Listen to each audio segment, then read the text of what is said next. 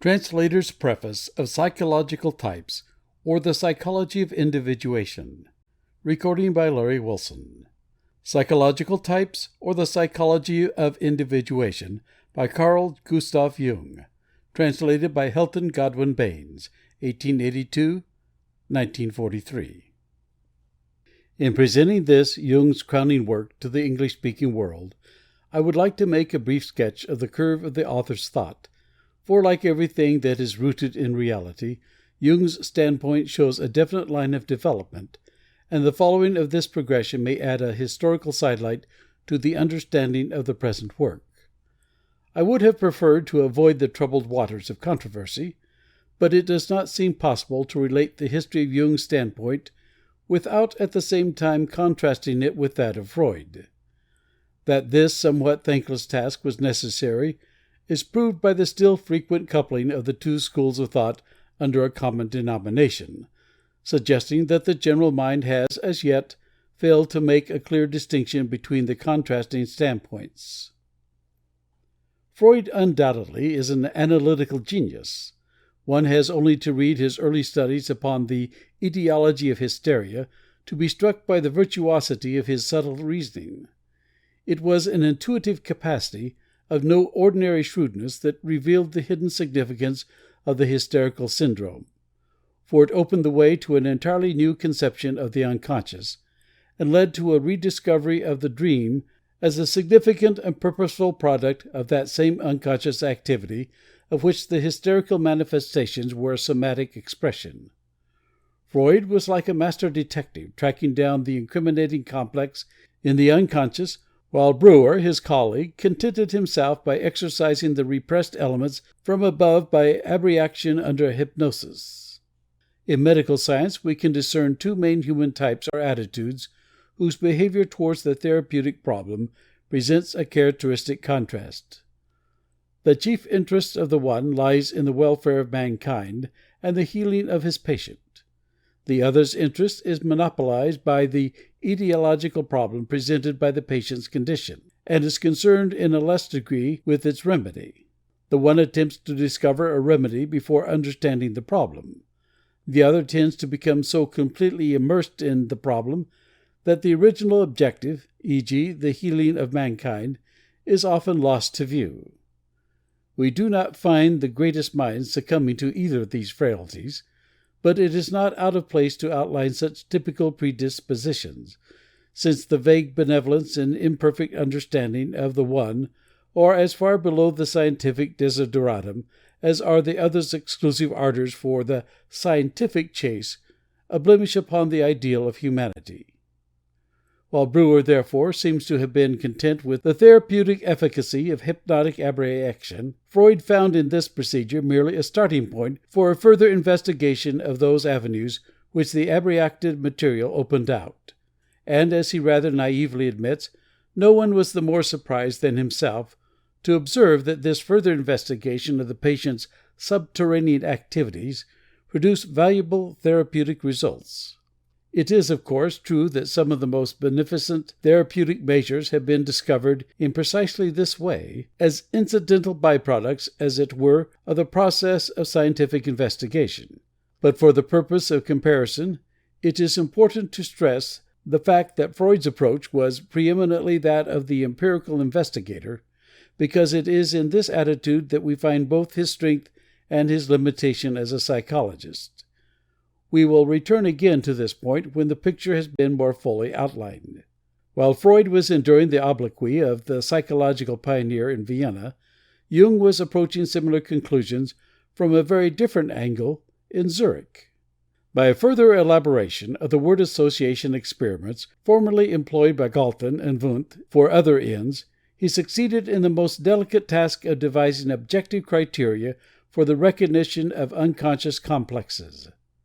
The discovery of prolonged reaction time, perseveration, etc., associated with the effect-toned presentations led to his invaluable formulation of the complex, from which he advanced to the same fundamental concept of repression which Freud had reached by the clinical route. This naturally brought the two pioneers together, and Jung found in Freud's masterly analytical technique the admitted high road to the unconscious processes. Insofar as it was purely a question of method, Freud and Jung found themselves in harmony. But the study of psychological processes can never remain a mere question of method. Sooner or later it must challenge the investigator to produce a philosophical standpoint. And here a basic psychological difference began to make itself felt. Freud, the empiricist, wanted to limit his psychological principles to empirically ascertainable matters of fact. On the lines of orthodox scientific determinism, he preferred an exclusively causal and reductive account of the psyche. Jung, on the other hand, appreciated the fact that man was more than a variously disordered object. He was also a self-creating subject. He argued that the causal explanation cannot be regarded as exclusive in the psychological realm, since the final or purposive explanation finds equal justification in human experience. He began to feel that the inevitable sexual interpretations, however widely the term might be stretched, were too poor a rendering of the passionate and infinitely diverse aims of the human soul. In harmony, therefore, with Robert Mayer's conception in the realm of physics, he developed the energic conception of the libido, thus lifting the whole subject from a one-sided, purely empiricistic standpoint to the level of universal concepts, where science and philosophy are able to understand one another. The actual point of divergence between the two standpoints occurred, significantly enough, over the question of the mother imago. As is well known, Freud's interpretation of the mother image in dreams is exclusively referred to the actual mother or the mother surrogate. Jung contended that the almost magical influence of the parent imago, with its supreme dynamic effect upon the whole course of a man's life, not only shaping his actions, thoughts, and relations to the world with secret and invisible determination, but also creating the figures of the father and mother deities in his religious and fantasy life, could find no final explanation in the actual events of infantile and adolescent experience.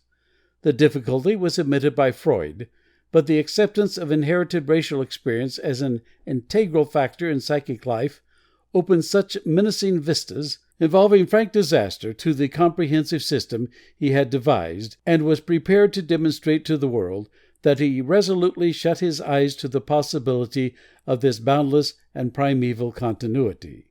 He was only prepared to explain the discrete, individual psyche, and Jung's conception of the collective unconscious opened the door to unnamed things from the jungle and primeval forest. It introduced a world of unknown elemental forces which must be unconditionally excluded from a scientific system. But apart from the considerations above alluded to, Jung's argument was incontestable. The lungs of the newborn infant know how to breathe. The heart knows how to beat. The whole coordinated organic system knows how to function, only because the infant's body is the product of inherited functional experience. The whole story of man's struggle for adaptation to life, his whole phylogenetic history, are represented in that knowing how of the infant's body. Is it then blindness or fear that urges us to deny to the infant psyche that same functional inheritance which is so manifestly present in the other organs? What is this dark fear of our archaic past which prompts us to reject the possibility of any psychic experience other than that of our individual lives? At all events, it is clear that once the existence of these inherited psychic structures is admitted as the basis of psychic activity, that conception of the unconscious and its contents which regards it as derived exclusively from objective experience in the single individual life must go by the board. Here then was the alternative which from the historical standpoint we must regard as crucial.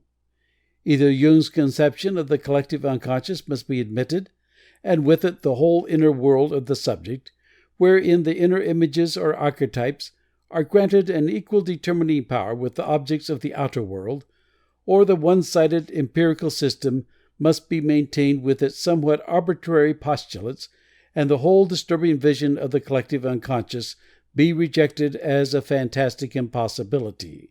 Jung's great work, Psychology of the Unconscious, was the final statement of his separation from and advance beyond the Freudian standpoint, and Freud's reaction to this work made it clear that he too recognized an inseparable opposition.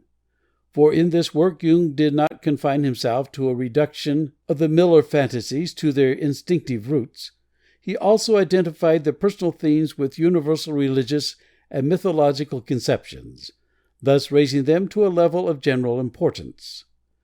But in so doing, he also proved the necessity of the synthetic standpoint in analytical psychology, a demonstration that bore unavoidable implications unfavorable to the Freudian position. That the divergence between Freud and Jung must sooner or later have become acute will, I think, be clear when we remember that between the two men there existed not only the difference of race, but also a radical difference of type. An extrovert, by his very nature, is bound to produce a psychology differing essentially from that of the introvert. For Freud, the aims of empirical science, with its centripetal bias towards a minute and detailed analysis of observable facts, were absolute, whereas for Jung, a purely objective psychology was not enough, in that it entirely omitted the undeniable reality and power of the idea. This is not the place to enter into a discussion of the relative values of the extroverted, empiricistic, and the introverted, abstracting attitudes in human thought. The struggle of these two elements, as Jung shows in the present work, is synonymous with the history of human culture. They are both essential as mutual correctives, and it is only when either tendency becomes a one-sided habitual attitude that common sense steps in and makes its inscrutable judgment. In science, these two general tendencies appear as the twin capacities of empirical observation of facts and of intellectual abstraction from the facts observed of generally valid principles. But only in the man of genius do we find both capacities fully and symmetrically developed. In my view, criticism of Freud's achievement should be based not upon the fact that he failed to perceive the possibility of a general application of his ideas, this he apprehended only too clearly, but upon his inability to frame concepts of general validity. He attempted to make the infinitely complex phenomena of the psyche harmonize with theories intuitively derived from clinical material, but he was unable to enlarge or reconstruct his theoretical system to embrace the wider aspects of human experience and culture. The normal was considered in terms of the pathological. A gradual but very definite movement of intelligent opinion away from the Freudian standpoint at the present time is, in my view, a common-sense reaction to the damaging depreciation of essential human values in this reductive valuation of the psyche. For the reductive standpoint fails to see that every complex is Janus-faced, and that the energy invested in it is never purely regressive, but is rather auriculaire pour mieux sauter. The extraordinary vitality of the infantile complex would be quite inexplicable on the supposition that it was a wholly regressive tendency, but it demands a synthetic standpoint to perceive that every dawning possibility in life is heralded by the image of the child, the symbol of eternal youth, and that the infantile complex, with its simplicity and trust in life, is also the growing point of the developing personality. Every child perceives, what the investigator may fail to see, that a living man in his most eager and productive moments exhibits certain essential characters of childhood. Creative activity demands the power and complexity of the man as well as the simple attitude of the child. But Jung himself deals so fully and so much more ably with the limitations of the purely reductive standpoint that I need not elaborate this aspect of the subject here. It has been argued that psychoanalysis does not claim to be more than a therapeutic technique and a method of research, and that it is irrelevant for the psychologist to concern himself with the question of human development, or with the inevitable ancillary problems of morality, religion, and human relationship. In this very argument, the essential limitations of this standpoint stand self-confessed, since a psychology that excludes the most vital problems of life from its fear of responsibility requires no further criticism. It is already moribund. Actually, of course, a psychological nihilism which broke down every individual form into its elements and put nothing in its place could not conceivably have anything but disastrous therapeutic results. But Freud does put something positive and definite in its place, for there always remains the transference to the analyst, which in the case of the positive transference involves a gradual assimilation by the patient to the analyst's general attitude to life, and in the alternative case, a very definite rejection of the man and all his ways. This unconscious identification with the analyst is quite outside the sphere of the latter's control. It is inherent in the analytical relationship.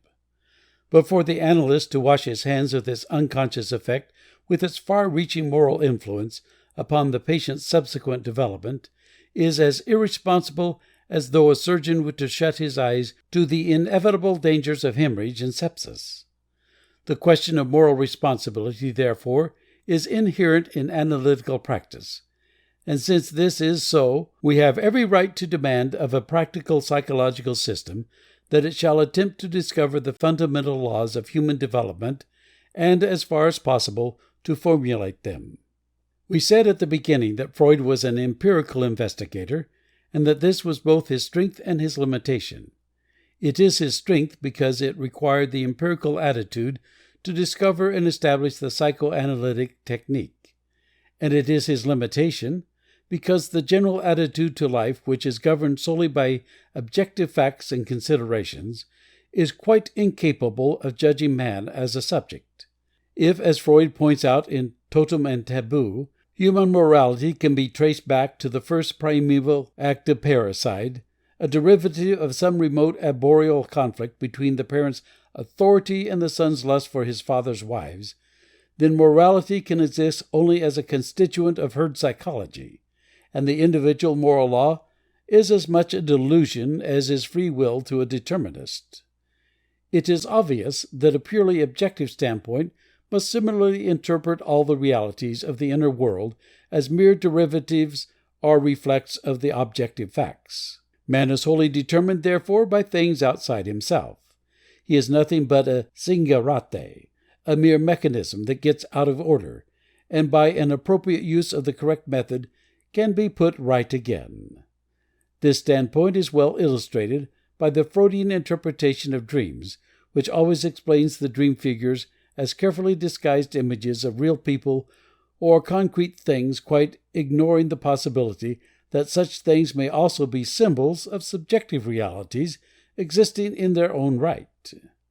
The Freudian standpoint, then, in attempting to explain all the phenomena of human psychology in terms of objective facts, remains one-sided, and the extent of its limitations may conceivably be measured by the intolerance with which it discusses or ignores every standpoint that ventures beyond its circumscribed terrain. Since there have always been large numbers of men for whom the objects and experiences of the psychic life bear more immediate sense of reality than the world of objective facts, it is clear that a purely objective account of the psychological processes could not win any considerable support beyond the specialized limit of its own peculiar faculty.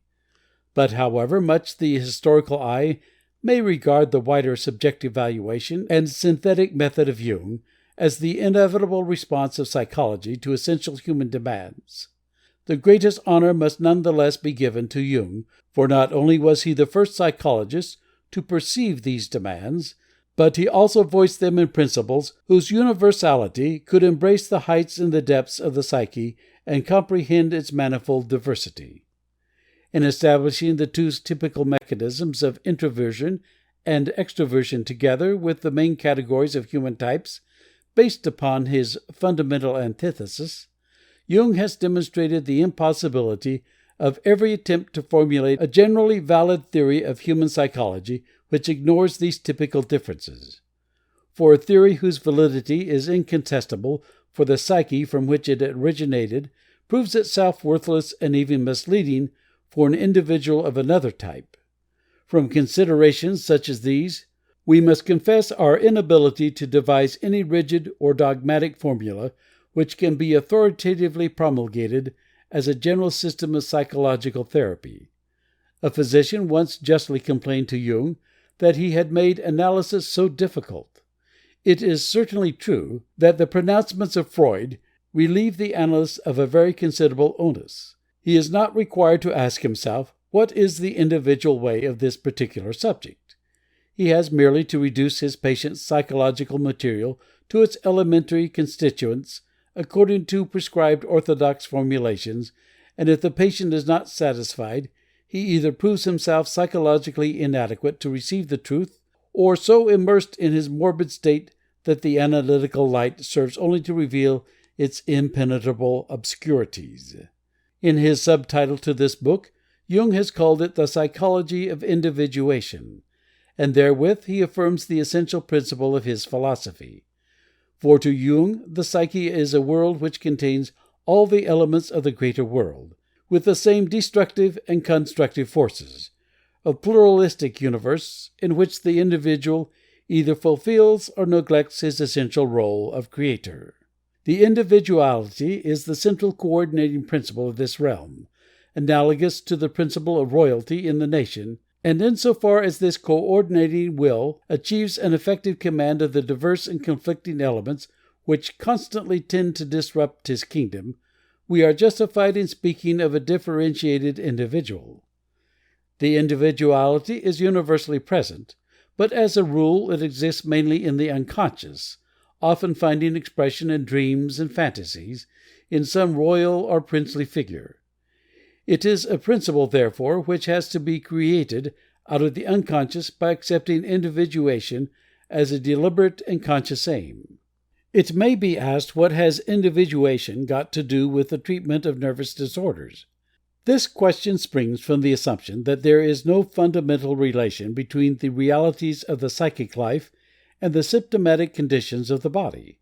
And yet the lives of religious founders, one and all, bear witness to the fact that the healing of the body is not unconnected with the inner life. If differentiation and coordination of function are admitted as the vital principles of organic life, it is difficult to see how one can regard psychic or functional disorders as anything else than a statement of the relative suppression of these principles in the individual in question.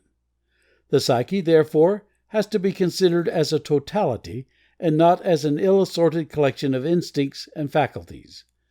For if man is not a mere passive mechanism to be shaped to the pattern of a chosen formula, he stands before us as a self-creating subject whose individual way may be directly opposed to the analyst's most cherished theories. It has often been leveled against Jung that his is a pedagogic system, that he tries to teach people how they should live, how they should settle their problems, instead of merely indicating the unconscious state of affairs and leaving them to find their way out. We are told that the physician should confine himself to a purely medical aspect of the case, and that to voice any criticism which might suggest a definite moral or religious standpoint is to encroach upon other domains for which he has no qualifications. This point of view is very common and has a certain justification, supported as it is by the whole traditional constitution of society. But in spite of an argument apparently so overwhelming, the individual psyche persistently overrides the social categories, and notwithstanding every rational attempt to regard it in terms of mechanisms and functions, its claim to be considered as a whole has never once abated. Since this claim appears to have a socially subversive tendency and occasions very real fear in a great many minds, it might be well to examine its character. If we assume, and without this assumption no system of psychotherapy has any reasonable basis, that a neurosis is an act of adaptation that has failed, we are faced in an individual case with the question, what is the nature of the reality to which this individual has failed to adapt? The materialist would fain have us believe that the only reality demanding psychic adaptation is represented by the sheer concrete facts of the physical environment. But if concrete facts were the only reality, there would be no spiritual problem, and consequently no neurotics. The minimal adjustment to objective conditions demanded by social life could present no insuperable difficulty to anyone but an imbecile, unless there were another reality of a very different nature always competing with the concrete world for prior claim upon our energy. The other psychic or spiritual reality, which comprises the inner life of the subject, is as constantly demanding new forms and expressions of its energy as is the world of external objects, even though it does not make the same compelling demand upon our attention. The fantastic hallucinations of the delirium tremens patient or the paranoic are equally strong evidence for the reality of these inner claims as are the ecstatic experiences of the religious mystic. Only in the former case they are seen from the reverse side. For this reality, the evidence is necessarily subjective. The snakes and frogs seen by the patient in his delirium, however delusional to an objective valuation, possess an undisputable reality to the man himself. Clearly, therefore, there are two quite different kinds of reality, both of which, while pressing their respective claims upon our capacity for adaptation, are nevertheless mutually dependent in the case that neglect or disregard of either eventually destroys the validity of both. Again, thousands of lives are fruitlessly spent in a neurotic attempt to escape an overpowering parental influence, just as there are innumerable lives seeking a release from the unconscious tyranny of collective authority. The need of the growing child to differentiate himself as an individual from the magical parental influence is essentially the same as the individuating impulse to distinguish oneself as a single, separate person from the collective en masse. But the developing child who seeks to adventure beyond the magic circle of the family encounters not only the authority and conservatism of the older generation, but also the far more dangerous inertia and infantilism of his own psychology. In either case, it is essentially the same conflict between the individual and the collective elements, whether within or without, and what could prevail against the authority without or the inertia within, but an inner necessity or law whose incontestable superiority can stand firm against every attack. The genuine rebel in his resistance against the law can win our sympathy in spite of ourselves. Notwithstanding every rational resistance, the inner superiority enforces our recognition of its power. The genuine neurotic, as opposed to the social deserter, is typically a man who cannot reconcile the claims of traditional forms and values with those of the obscure but unbending law within. For him, the inner and outer claims are contradictory and mutually exclusive. In answer to the persistent demands of the social tax collector, he can only guarantee the overdue payments to Caesar when Caesar shall first have recognized the paramount claims of God. For such a man to be delivered over once again to the orthodox representatives of traditional values, whatever the formula may be, is merely to hand him over to his creditors. Before he can do justice to traditional forms or fulfill his social task, he must first submit himself unconditionally to the fundamental law of his own being. This is his stronghold, this his root in an enduring reality, and with this security he can go out into the world not only to settle the old imperial demands, but also perchance to reanimate the forms that are with the vision of what he is to be. To the critic, then, who charges Jung with pedagogic interference, we would reply, Jung does not teach a man how he shall act or think or live, but he gives him a technique by which he can comprehend and finally submit to the laws of his own nature. The basic principles of human development are not vested in any faculty. They have no academic formula, for they embrace every function of human activity. They are commensurate with life.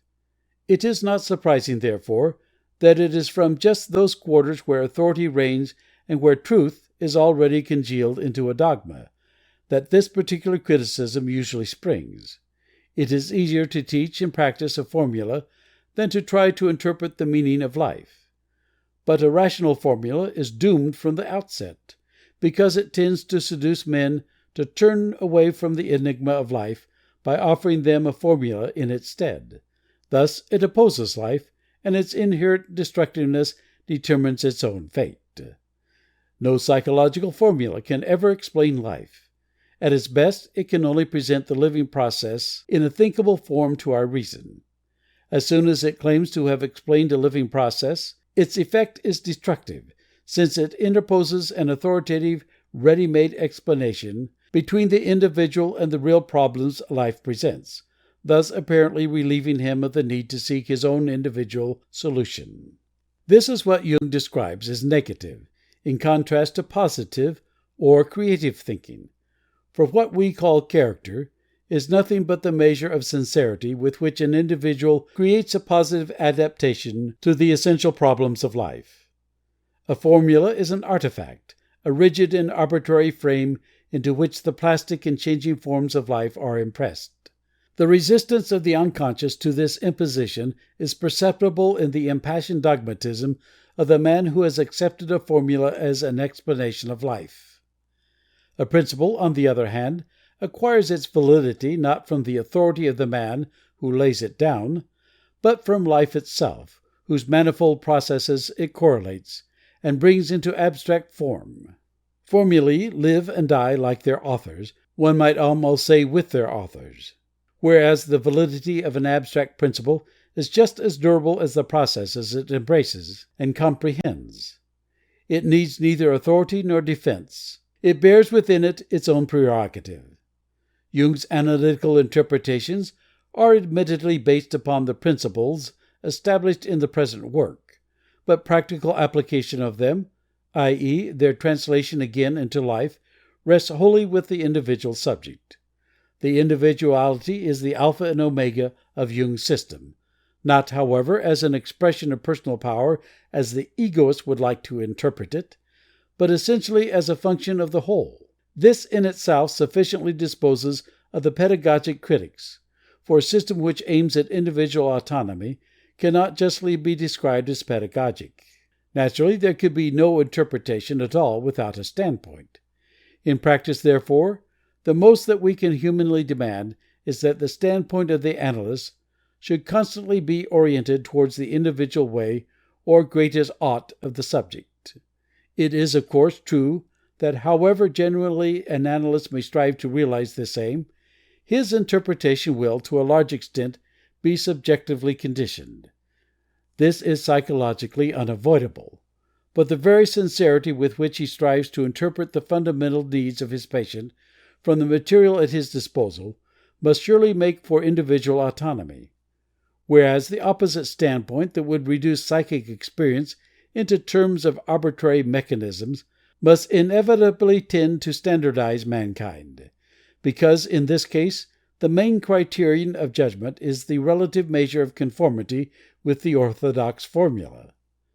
From the point of view of social economy, there can surely be no two opinions that a psychological technique whose aim it is to create individuals is of greater value to society than a system which aims at conformity. For an individual who is at one with himself seeks a creative collective expression from inner necessity, while the dragooned neurotic is of as little service to society as an unwilling conscript. But how, it may be asked, can a physician learn to forego the customary collectivized view of his fellow man and train himself to an unprejudiced view of his patient's individuality, unobscured by his own unconscious projections? It will, I think, be clear that before a physician can fully recognize and respect the individuality of his patient, he must first have given allegiance to this principle in himself. This does not mean to say that only a differentiated individual is fitted to practice analysis. Such a condition would disqualify every candidate, but it does demand that the analyst shall himself have been analyzed and shall have made a sincere attempt to deal with his own life problems before undertaking to deal with those of his patients.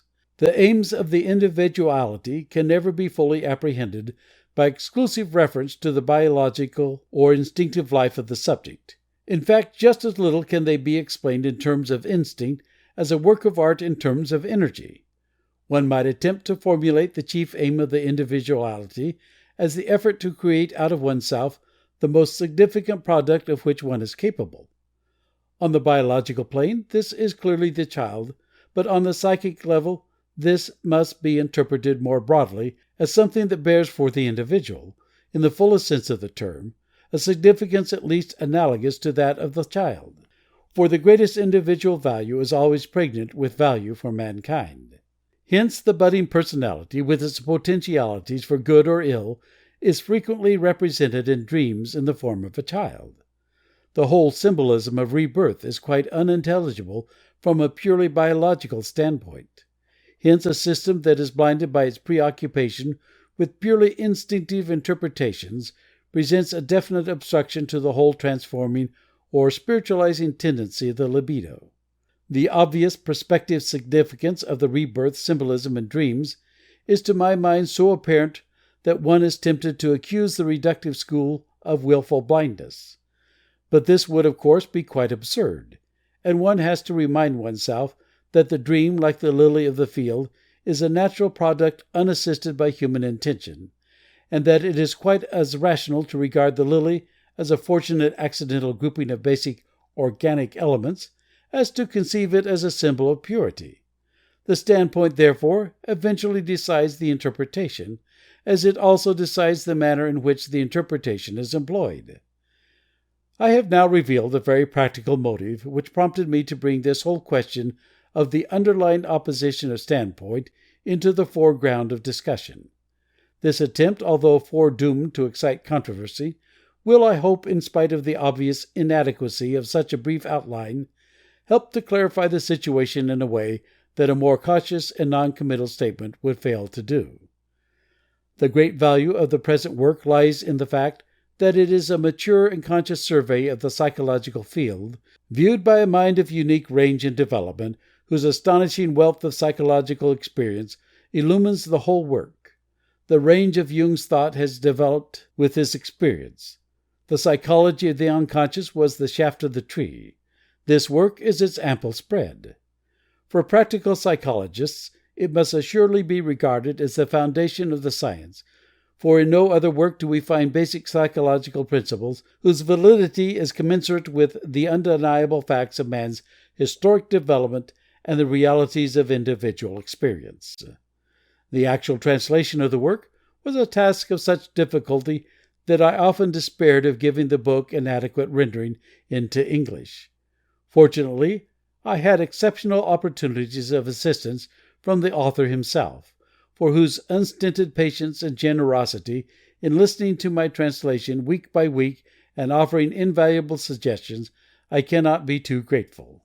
For most valued assistance in the various preparatory stages of the work, I wish to tender my warmest acknowledgments to my wife, to Mrs. Lillian A. Clare, to Mr. John M. Thorburn of Cardiff University, and finally to Mr. W. Swans Stallybrass of Messrs. Kegan, Paul & Company Limited, my publishers, for whose friendly offices and indefatigable care in the matter of punctuation and typography throughout the book I offer my very cordial appreciation. With regard to the use of italics in this book, I wish to explain that with the exception of titles of books, italics have been reserved to denote stress. Had all the numerous foreign words occurring in the text been printed in italic type, in accordance with English typographical convention, the special value of this type from the point of view of the author's meaning would have been lost. Our only other alternative was to use quotation marks, but in many places foreign words occur so frequently that this would have served merely to blur the page and confuse the eye. There are a few exceptions to the above rule, the reasons for which will be obvious. Double quotation marks are used for actual quotations, single marks for indicating philosophical terms used in special senses, façons de parler, etc. For the fact that, with the exception of the quotations from Kant, I have nowhere availed myself of existing English translations either of the Oriental or the European authors quoted in the text, I must plead my residence in Zurich, where the various works were inaccessible. H. G. Baines, 24 Camden Hill Square, London, W8. End of Translator's Preface.